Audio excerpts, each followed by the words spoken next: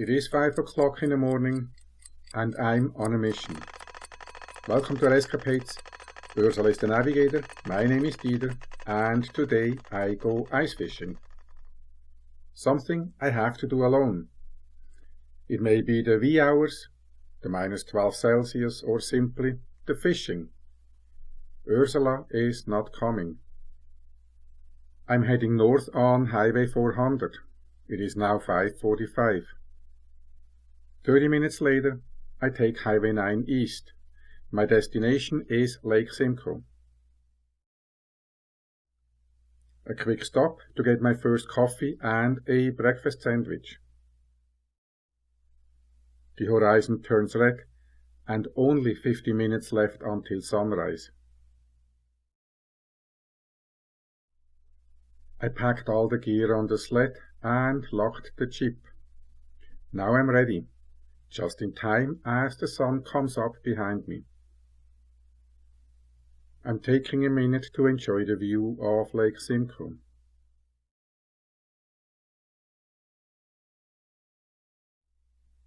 There are maybe 6 inches of snow on the ice. I'm pulling my sled through the snow without effort. It is my own construction, and I'll talk about it at the end of the video. I made it out far enough to watch the sunrise above the trees. Very important, always take time to enjoy the moment. Okay, it is time to drill the first hole. Yup, still early. I left the microphone cable in front of the lens. The ice is about 16 inches thick. This is taken just before the auger made it through the ice. As soon as I break through the ice, the water rushes up. My auger can drill through 2 feet of ice and it cuts a 6-inch hole. You can spend anywhere from $60 to hundreds of dollars on the drill. Mine is all manual. Engine-powered models start at about $500. It was cold, no wind, and the sun was out. It did not feel like -10. Ice fishing rods are shorter and start at $25, including the reel at Canadian Tire. All you need is lures. Every few minutes, I had to scoop the ice out of the water. Ice is building up fast in the hole, and the spaghetti scoop does a fine job. Make sure it is plastic. All metal parts build up with ice in an instant.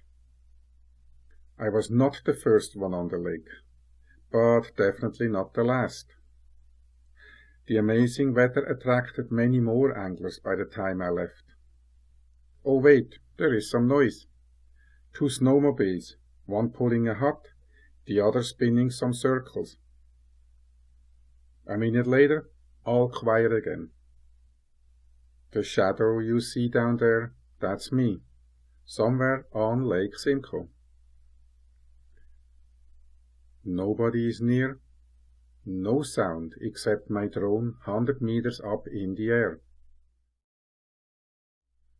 I'm maybe 300 meters from shore, and if I remember correctly, this is where the ground drops to 20 feet or so.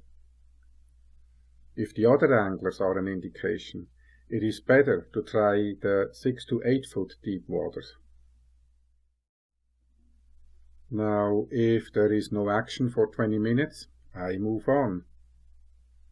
And I drill a new hole. About 30 seconds to cut through the ice, including kicking the ice shavings away from the hole. Well, I could do it faster if I were auditioning for a movie. I often enjoy watching the guys with their gas-powered augers when they are trying to start the engine. By the time they start drilling, I have my hole done. Now flush the hole to get the ice pieces out of the water, and we are ready. After 10 minutes with this lure, no nibbling, no nothing. After 10 minutes with the next lure, no nibbling, no nothing.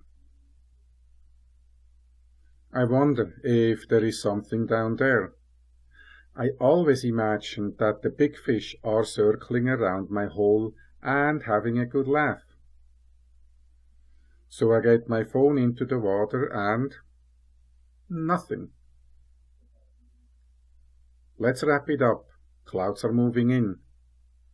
Get the drone up again and check out my tracks from the sled. It looks like a drunken sailor. Okay, all done. Pack up and go home. 3.5 hours on the lake, blue sky, no wind. You can't beat that feeling. Talking about frozen. 2 years ago we had some wind on the lake. The towel on the tip of the rod makes the jig down in the water dance. Great idea, no success. Now rewind a few years when we spent time in Huntsville. Ice fishing is a big tourist attraction in Ontario. Everything is supplied, a hut with heating, fishing gear and all. We had a very cold winter that year and not much snow. The ice was clear, the cracks looked scary and fascinating at the same time. This was over a foot of ice, enough to park the car. Yes, on the frozen lake.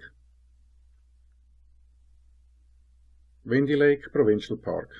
These cabins are for rent. We came here to enjoy winter. For us that means we brought the snowshoes. And I brought the ice fishing gear as well.